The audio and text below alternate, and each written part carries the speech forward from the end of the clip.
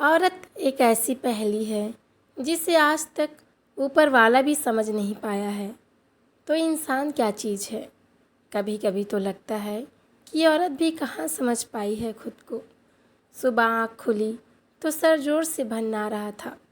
मनु अभी उस बिस्तर पर ही पड़ी हुई थी और अपने आप को निहार रही थी।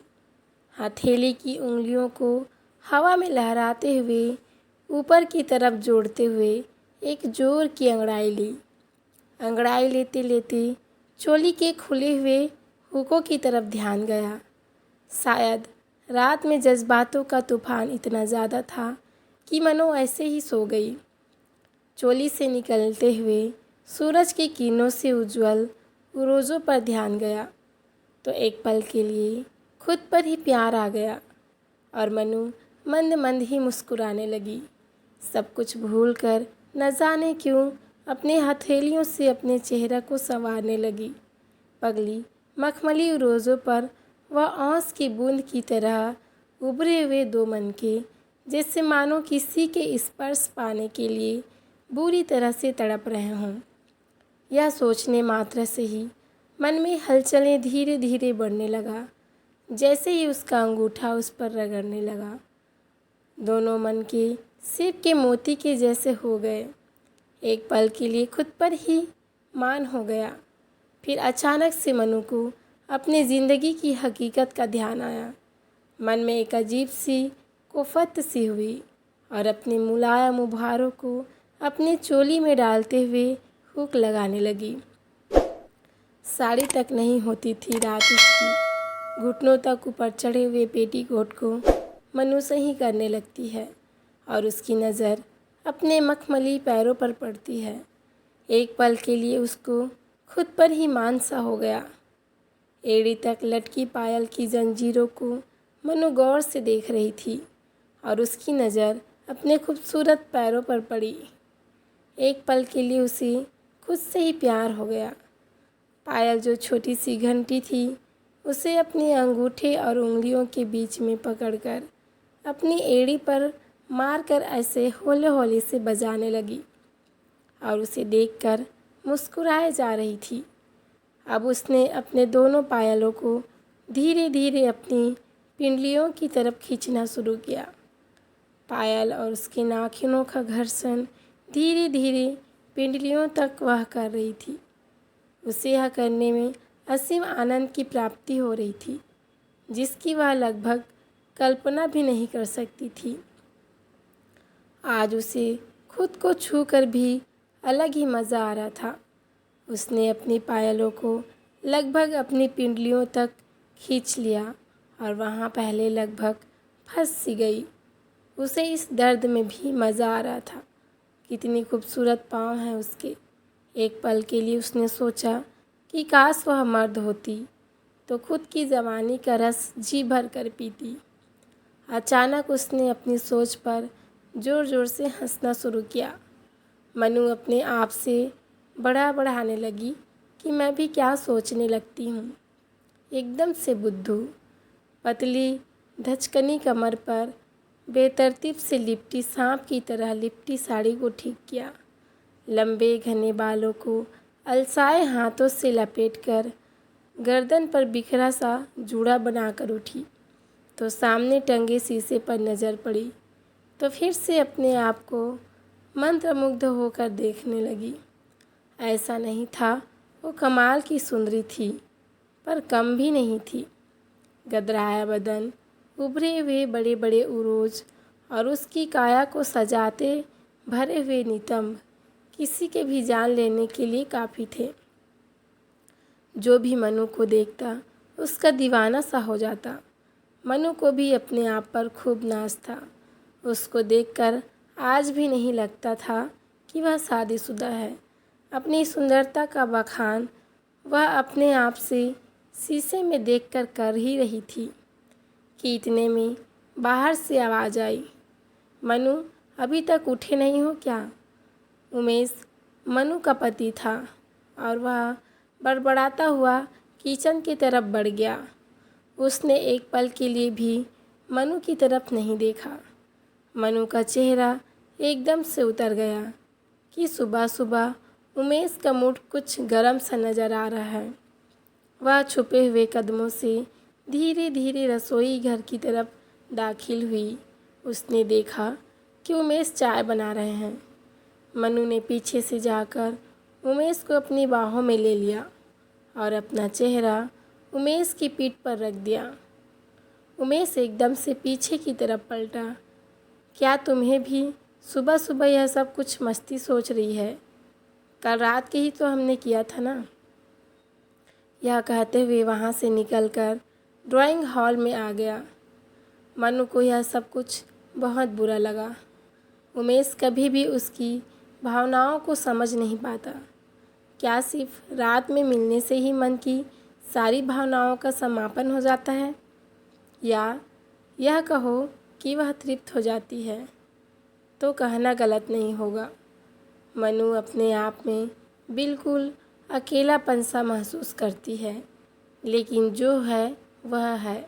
वह चाहती है कि उसका पति उसके साथ समय बिताए और जिस प्रकार का तृप्ति उसका शरीर चाहता है उसका पति उसका साथ दे। पता नहीं वह दिन कब आएगा।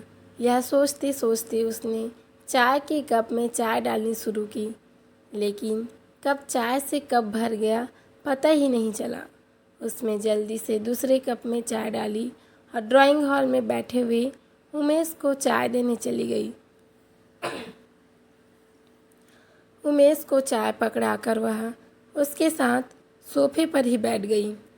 मनु ने फिर से अपने मन में उपड़ने वाले भावनाओं को जाहिर करने की कोशिश की।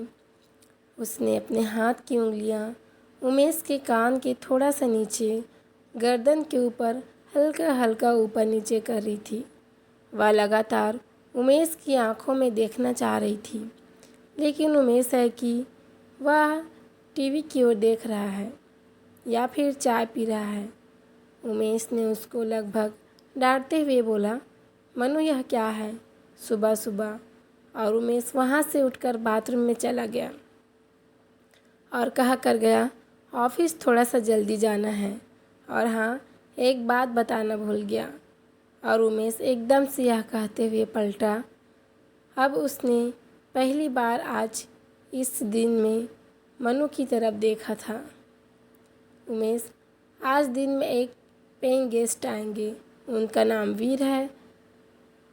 वह यहीं आएंगे तो उनको ऊपर वाला कमरा दिखा देना, वह वहीं रहेंगे। बताया था ना कल रात को। बस इतना कहकर उमेश बाथरूम के अंदर घुस गया। मनु बेचारी मासूम सी अपनी किस्मत पर मायूस सी हो गई। वह अपने पति से बात करना चाहती है, ढेर सारा प्यार करना चाहती है, अपने आप को अपने पति पर लुटाना चाहती है, लेकिन कुछ भी हो नहीं पा रहा है। पति है कि उसके पास टाइम ही नहीं है, उसकी भावनाओं को समझ ही नहीं पा रहा है। क्यों है मेरी आंखों में देख नहीं पा रहा है? क्या मैं उसको समझा नहीं पा रही हूँ? कहीं ऐसा तो नहीं है कि इनको मैं पसंद ही नहीं हूँ? नहीं यार, इन सभी सवालों के जवाब उसके दिमाग में चल रहे थे। वह सब कुछ सोच रही थी। उसको पता ही नहीं चला कि कब उमेश तैयार होकर ऑफिस चले गए। दरवाजे पर ज़ोर ज़ोर से घंटी बजी। दरवाजे की घंटी ज़ोर ज़ोर से बज रही थी। उमेश भी ऑफिस के लिए निकल चुका था। मनु अपनी दुनिया में खोई हुई थी। दरवाजे की घंटी की आवाज़ सुनकर मनु की तंद्रा अचानक से टूटी और वह दरवाजे की तरफ बढ़ने लगी। अब तो घंटी बजाने वाले ने और भी हद कर दी, दरवाजे को ही पीटने लगा। मनु ने गुस्से में दरवाज़ा खोला और उसकी आंखें खुली की खुली रह गई। जैसे ही उसने दरवाज़ा अंदर की तरफ खोला, एक शख्स बिल्कुल अंदर आने को हुआ। मनु ने इतना सुंदर व्यक्तित्व का धनी पुरुष कभी नहीं देखा था। चेहरे पर बड़ा सा काला चश्मा, गालों पर हल्की हल्की दाढ़ी और एक ऐसी परफ्यूम जो आज तक उसने कभी महसूस नहीं की थी, और थोड़े से लंबे बाल और उसकी हल्की सी छोटी सी चोटी। और एक ब्लेज़र जिसके सारे बटन खुले हुए थे और उसकी चौड़ी छाती की कसावट मनु को दीवाना बना रही थी। उसका चेहरा मनु के चेहरे के लगभग बिल्कुल पास था। ऐसा लग रहा था जैसे वह उसको किस करने वाला हो। मनु को ऐसा एहसास हो रहा था जैसे उसके सूखे पड़े लबों पर वह अभी नमी भर देगा और प्यार की शीतलहर बिखेर देगा। मनु की तो सीटी पिटी गुम हो गई। सहमी हुई सी दरवाजे के दोनों पलों को पकड़कर खड़ी थी। उसने एक रौबदार आवाज़ में कहा, मेरा नाम वीर है। मनु ने झटके से कहा, तो मैं क्या करूं? वीर पहले से बहुत ज़्यादा करीब था। उसने थोड़ा सा और अंदर आना चाहा, लेकिन मनु अपनी जगह से हिली ही नहीं। वीर ने झटके से अपना एक हाथ मनु की कमर पर रखा और उसके भरे हुए कमर के ऊपर की ओर अपने हाथ को अचानक से दबा दिया। वीर का चेहरा मनु के गालों के बिल्कुल पास था। मनु लगभग कांपने लगी थी।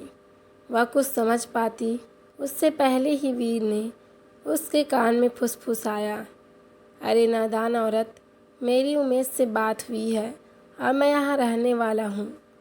और वीर ने उसका एक हाथ दरवाजे से हटाकर साइड में कर दिया। मनु को अचानक से समझ में आया और उसने कहा, सॉरी। मनु ने सॉरी कहा और कुछ बोलने वाली थी कि वीर अंदर आने के लिए एक कदम और बढ़ा दिया। मनु एकदम से अचंभित सी हो गई कि यह क्या हो रहा है। मनु ने अपना एक हाथ कमर पर रखा हुआ था और दूसरे हाथ से गेट को पकड़ा हुआ था। मनु को एक पल के लिए लगा जैसे वीर उसे अभी गले ही लगा लेगा। वह तुरंत ही एक कदम पीछे की तरफ हट गई।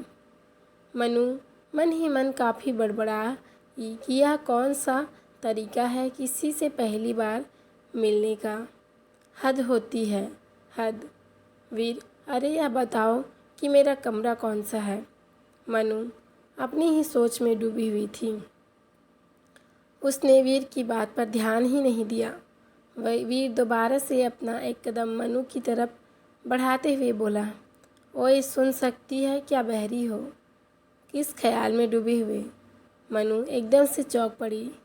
इतने सारे सवाल, वह भी मनु ने अपने हाथ से कान पर आई हुई जुल्फों को कान के पीछे लगाने की कोशिश की और अपनी आँखों को बड़ा करते हुए वीर की नज़रों तक पहुँचने की कोशिश की। वीर की हाइट लगभग 6 फुट 2 इंच की होगी, इसीलिए मनु की गर्दन थोड़ा सा पीछे की तरफ तन गई और दूसरे हाथ से इशारा करने ही लगी ही थी कि कमरा ऊपर फर्स्ट फ्लोर पर है। पर इतना गुस्से से पहले ही वीर बोल पड़ा, कोई सुनने बोलने की बीमारी है क्या? हमेशा सोच में बैठे रहते हो। मनु को एकदम से इतना जोर का गुस्सा आया कि उसका चेहरा ही तमतमा गया और उसने एकदम से वीर को देखते हुए बोलना शुरू किया, मैं यही सोच रही थी कि तुम्हारे घर वालों ने तुम्हें खुला कैसे छोड़ दिया? पागल खाने से आज ही आए हो क्या? पहली बार किसी से मिलते हैं तो कैसे बात करते हैं, वह तो शायद तुमने कभी सीखा ही नहीं है।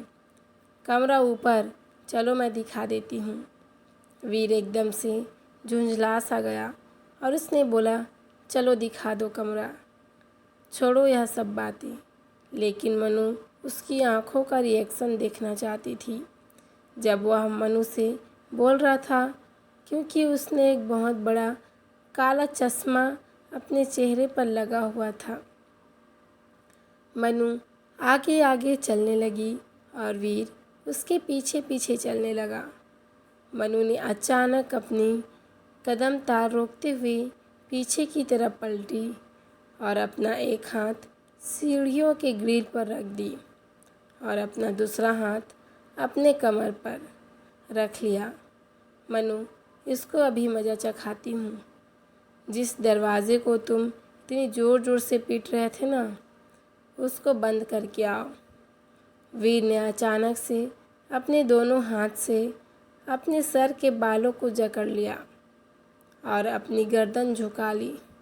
मनु, तुम्हारे सर में क्या कोई अलादीन का चिराग लगा हुआ है कि उसको रगड़े तो वह जिंद निकल कर आएगा और तुम्हारे लिए दरवाज़ा बंद कर जाएगा? हद है, बंदा कितना आलसी है। मनु बोलते ही जा रही थी। अचानक वीर ने अपना एक हाथ झुनझुनाते हुए इशारा किया कि मैं बंद करके आता हूँ। वीर ने दरवाज़ा बंद कर दिया और चलते हुए सीढ़ियों पर आ गया जहाँ पर मनु खड़ी हुई थी। उससे एक कदम आगे। वीर बिल्कुल मनु के पीछे खड़ा हुआ था, आगे चलने के इंतज़ार में, लेकिन मनु थी कि अपनी ही बकबक में लगी हुई थी। वीर एकदम से झुलझुलाने सा लगा और अपना एक हाथ अपने बालों में घुमाने लगा। मनु थी कि टस से मस नहीं हो रही थी। मनु को भी उसको सताने में मज़ा आ रहा था। आखिरकार वीर को बोलना पड़ा, अरे ओ मैडम, आगे चलने का क्या लोगे? मनु ने इतराते हुए अपने नितंबों को हिलाते हुए कहा, मेरा घर, मैं तो धीरे धीरे ही चलूँगी। वीर का पारा एकदम से आकाश में चढ़ गया और उसने गुस्से में आकर मनु के भरे हुए नितंबों के ऊपर एक जोरदार चपत लगाई और अपनी हाथों से उसे ढकेलने लगा। मनु को इस बात का बिल्कुल भी अंदेशा नहीं था कि ऐसा भी कुछ हो सकता है। अचानक हुए इस हमले से वह लगभग एकदम से सकपका सी गई। मनु की सांसें ऊपर की ऊपर और नीचे की नीचे, उसकी सारी अकड़ 1 मिनट में ही निकल गई और वह कुछ भी बोल पाने की स्थिति में भी नहीं थी। वह एकदम से साइड में हट गई। वीर उसके साइड से होता हुआ निकला और आगे की तरफ बढ़ गया। मनु उसी सीढ़ी पर खड़ी हुई थी। वीर के जूतों की आवाज़ अब तक मनु के कानों में साफ साफ सुनाई दे रही थी और वीर आगे जाकर कमरे में घुस गया और उसने दरवाजे को इतनी ज़ोर से मारा, उसका गुस्सा साफ साफ नज़र आ रहा था। मनु को भी गुस्सा आने लगा और तमतमाती हुए नीचे आकर सोफे पर बैठ गई और उसने अपना एक पैर फोल्ड करके सोफे पर टिका लिया और अपनी कोहनी को घुटने पर टिका दिया और अपने हाथ के सहारे अपने गुस्से में भरे हुए चेहरे को संभालने की कोशिश करने लगी और बार बार एक ही बात सोचे जा रही थी कि वीर को कैसे मज़ा चखाया जाए। कितना बदतमीज़ लड़का है, समझता क्या है अपने आप को, बात करने की तमीज़ भी नहीं है। आने दे इनको, आज रात को ही वीर को घर से ना निकलवा दिया तो मेरा नाम भी मनु नहीं। ऐसे ही खुद से बड़बड़ाए जा रही थी। 15-20 मिनट बीत जाने के बाद अचानक ही मनु को ख्याल आया कि कल रात में सोने से पहले जब वह नहाने के लिए बाथरूम में जा रही थी तो नीचे पति देव थे, तो मजबूरी में ऊपर वाले कमरे में नहाने के लिए गई थी और उसकी कपड़े, जो कि बड़ी स्टाइलिश थी, अभी भी ऊपर वाले कमरे के बाथरूम में हैंगर पर लटकी हुई थी। और मनु अचानक से बड़बड़ाते हुए ऊपर की तरफ भागी कि पता नहीं यह पागल लड़का मेरे बारे में क्या सोचेगा। और मनु इतनी तेज़ दौड़ रही थी कि एक साथ 2-2 सीढ़ियों को पार कर रही थी। ऊपर के कमरे में बाथरूम के अंदर ही अटैच था। कमरे के बाहर का दरवाज़ा लगभग खुला हुआ था, तो मनु बिना नॉक किए हुए कमरे के अंदर प्रवेश कर गई। उसकी निगाहें वीर को ढूंढ रही थी। वीर कमरे में नज़र नहीं आ रहा था। फिर उसकी नज़र अचानक से बेड के ऊपर पड़ी। वहाँ पर वीर ने जो टी शर्ट और जीन्स पहनी हुई थी वहाँ उल्टी पलटी पड़ी हुई थी और बड़बड़ आती हुई बाथरूम की तरफ बढ़ गई कि नवाब साहब अभी तो आए हैं और अभी इनको नहाना है। अंदर का नज़ारा देखकर वो मनु के होश ही उड़ गए। बिल्कुल बिना कपड़ों में नहा रहा था। चौड़ी छाती पर ढेर सारा साबुन का झाग और उसका शरीर एक पल के लिए मनु की नज़रें वहीं रुक सी गई। फव्वारे से सीधा पानी उसकी कमर पर गिर रहा था और महाशय अपने झाग को साफ कर रहा था। मनु और एकदम से चिल्लाई छी। एकदम से उल्टा दौड़ना शुरू किया। मनु अपनी आँखों को ऊपर करते हुए बोली, इतने बड़े हो गए हो, इतनी भी समझ नहीं है कि कम से कम नीचे कुछ पहन कर नहाना चाहिए। और बाथरूम के दरवाजे में जो कुंडी लगी है ना, वह लगाने के लिए है। पर तुम तो गंवार हो, तुम्हें शायद यह पता भी नहीं होगा। वीर, ए पागल औरत, तो क्या दिमाग से पैदल है? इतना भी नहीं पता कि किसी के कमरे में आते हैं तो दरवाजे को नॉक करते हैं। और वीर ने अचानक टॉवल लपेटा और मनु की तरफ दौड़ पड़ा। वीर की छाती पर अभी भी झाग लगे हुए थे। पानी उसके रोम रोम से टपक रहा था। मनु एकदम से जल्दबाजी में भागी थी, अपने ही पैरों में उलझकर गिर पड़ी और उसके दोनों भार फर्श से टकरा गए। दोनों हाथों की चूड़ियाँ टूट गई और उसकी चीख निकल गई। तभी वीर ने उसे उसकी दोनों बाहों को पकड़कर उठाना चाहा। दोनों की नज़रें एक दूसरे पर बिना कुछ कहे टिक गई। दोनों की सांसें तेज होने लगी। टॉवेल में वीर का भरा भरा चौड़ा सीना मनु को अंदर ही अंदर उत्तेजित करने लगा और वीर भी उसके उभरे हुए सुंदर आकर्षक उभारों को देखकर तड़प उठा। वीर ने मनु को बिस्तर पर लिटा दिया और उसके चेहरे पर अपनी उंगलियां फिराने लगा। मनु की तो जैसे सांसें ही रुक गई थी।